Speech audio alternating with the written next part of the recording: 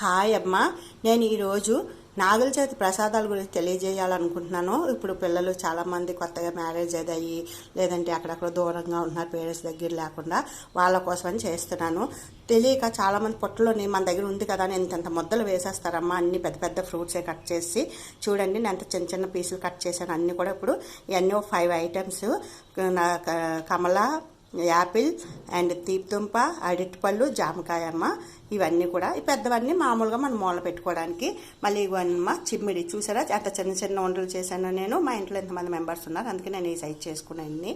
ఈ చిమ్మిడి చలివిడి, ఇదేమో దీపం పెట్టడానికి చలివిడి, ఇవేమో వంటలు చేశాను ఎక్స్ట్రా మనం ప్రసాదం పెట్టుకోవడానికి.